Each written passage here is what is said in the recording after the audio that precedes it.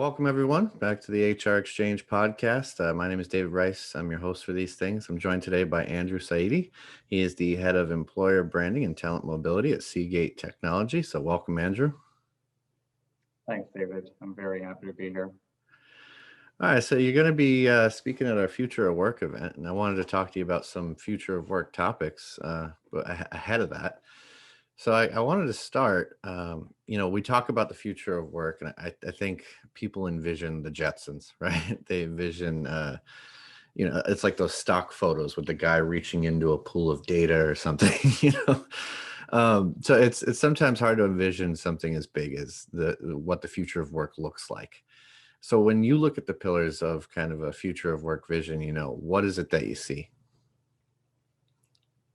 So I think the future of work is ever changing. The future of work that what we thought of about a year or two ago is very different than the future of work that we're going to be discussing in a year from now. For me, at the moment, what I see as the future of work is three different pillars. The first one is work itself, how every one of us does their work. The second one is the workplace. I think our workplaces are going to change, and if 2020 was an indication, our workplaces have already changed. And the third pillar is definitely the workforce itself that is changing. How teams are set up, the leadership in teams, who does what, diversity. So I think these are the main three pillars of how the future of work is going to be. All right.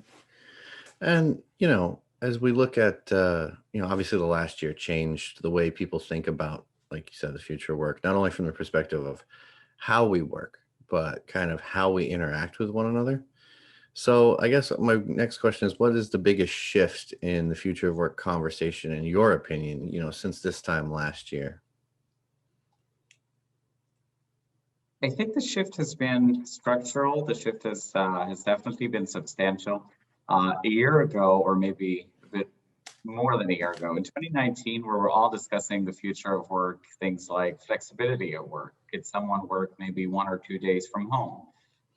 There were some discussions on flexibility at work for people who want to care for their families with maybe parents or kids, especially for people who could not necessarily afford daycare. So these were the big topics in the future of work and how we can approach work in terms of maybe part-time or maybe 4 days a week or things like that. And fast forward to 2020 and the whole COVID pandemic and the impact that it had on knowledge workers mostly, I think that has completely changed things.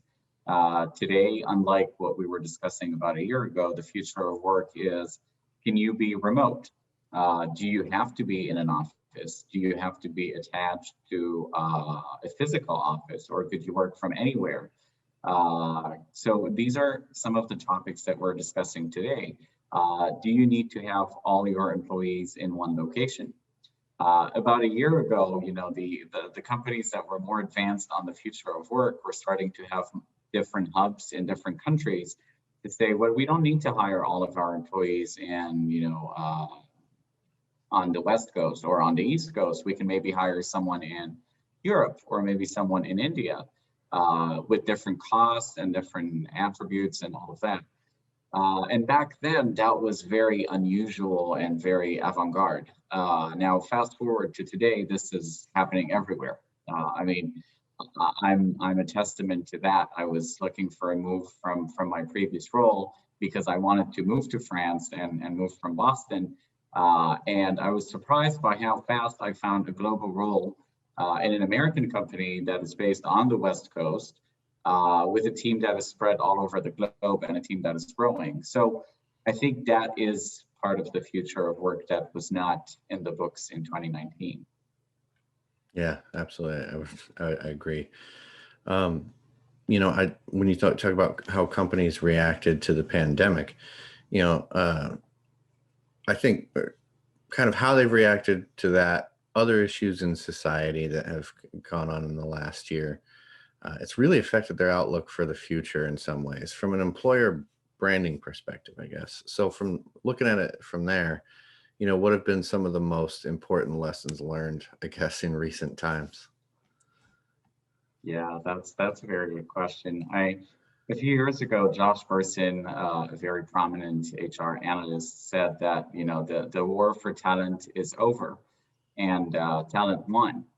And I think this is truer than ever because today talents are the ones who are making decisions on where do they want to go, what companies do they want to join.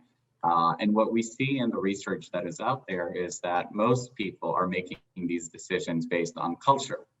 Now, if we go back 20 years ago, these decisions were made based on compensation. They were basically on your ability to progress in your career within this company. And today it's all based on culture and what this company can provide you. And I think this has been definitely fast forwarded and that has increased with the pandemic because the way that a lot of companies have reacted to the pandemic in terms of safety for their employees, in terms of flexibility, in terms of the possibility to work from everywhere or anywhere if they can, that is going to impact companies on the long run. Because there are so many stories out there. Some of these stories are very positive and show the companies in a great light, and other horror stories of companies that you don't want to be in. And with social media now, all of that is very public. So I think that is definitely something that has impacted companies. Part of your question was about also things that we see in society, like in addition to the pandemic. I mean, 2020 was a crazy year, packed with so many things. But in addition to the pandemic, of course, you had Black Lives Matter. Of course, you had all the political unrest in the U.S. And some companies stayed mum and some companies were not. And some companies took a stand. And you see that, what works for one company might not work for another. But what is certain is that prospective candidates are always interested in a company that has the right culture and that is going to stand up for them. So I think that's a constant.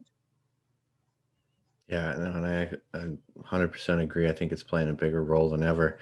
And when you talk about culture, there's all these different pieces to it. And I think, one of the things is kind of the technology that you use kind of plays into how you develop that culture. And there's so many solutions out there on the market for communicating with employees, managing employees, um, that can kind of create a better employee experience. So what advice do you have for companies looking for solutions to keep them kind of from getting lost in the weeds, so to speak, of all these options?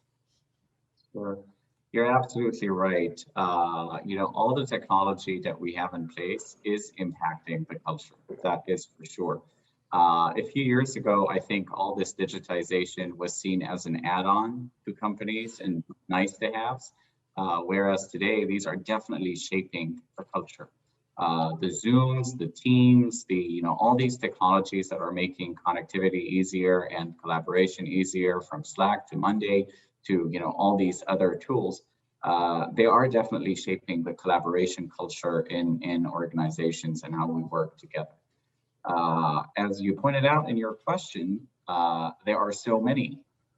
Every day I get a message on LinkedIn from this company and that company, and we have a new solution, and this is the be all and end all. And it's interesting because some of them live up to these promises and some don't.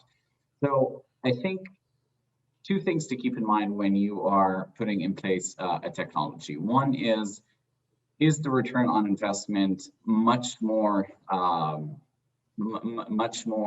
beneficial than the change management that it's going to take, the hassle for employees to unlearn previous ways and learn something new, and if it is the right price tag.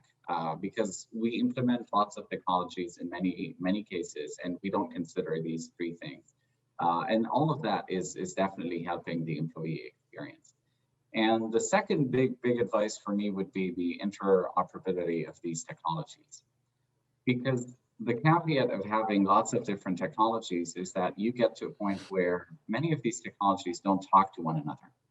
And you end up, instead of being with an ecosystem of technology, you end up with, piecemeal environment where not many things are gelling together. So I think this is what you need to keep in mind. How are these going to fit in with the rest of the technology that we have in order to offer employees an employee experience that is consistent across your technology stack?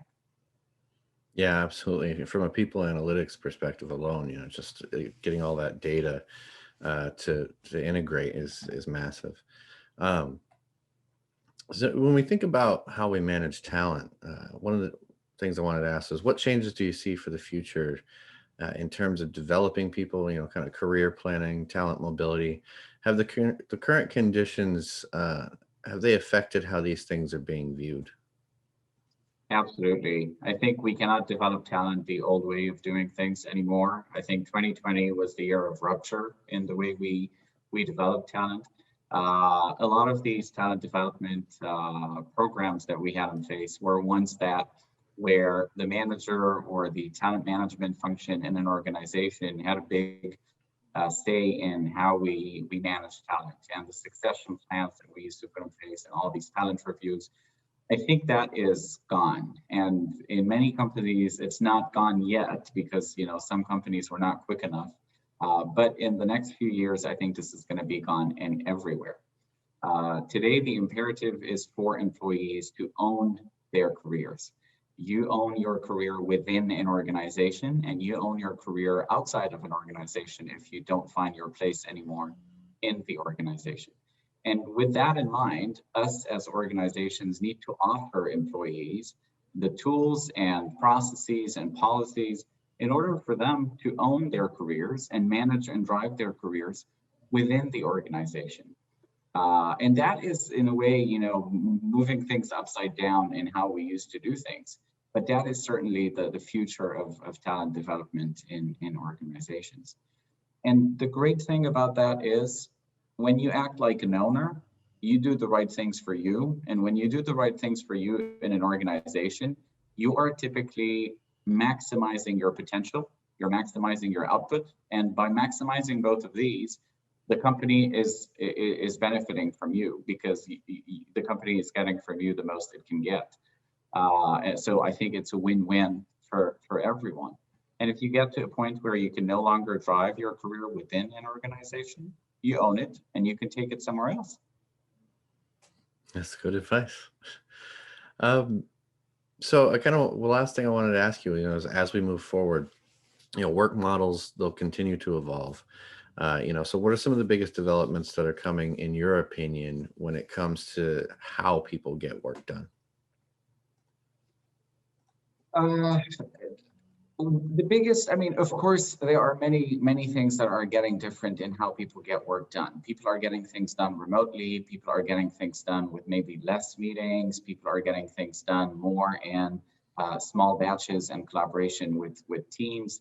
The one area where I feel that people are going to get more things done is, in most cases, to focus on doing a bit more themselves.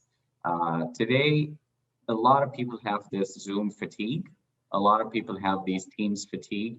While at the beginning of the pandemic, it might have been exciting to be on, these different calls from home for 8 or 10 hours. I think now, after fast forward a year, we're no longer in the same mindset. A lot of people are having these fatigues from these, and that means that a lot of people are going to start doing work more themselves, which means that you need to factor in a lot of focus time for yourself to get things done rather than being on calls. And here I see that there is going to be a reversal of what we were seeing the trend being in the last few years, which is more collaboration, more calls, more meetings, more open space. I think the reversal is starting to be more towards you are responsible and accountable for an area, and you're going to be doing what needs to be done in order for profits to be happening, in order for sales to be happening, or for things to move and a project to be in place. So I think that is slightly different than what we were starting to get used to. Yeah, absolutely. I think everyone can relate to Zoom fatigue at this point. Mhm. All right, Andrew. Well, I want to thank you for joining us. You're speaking at our future work event, like I said, so we're looking forward to that. I believe your session's called "What Does the Future of Work Mean to You?" And I think it's going to be a really interesting topic and a great way to start the event. You're going to be our first speaker, and I'm just looking forward to it because I think it's a good conversation to have right up front with everyone. Thanks a lot, David, and thank you for having me. Very happy to be here.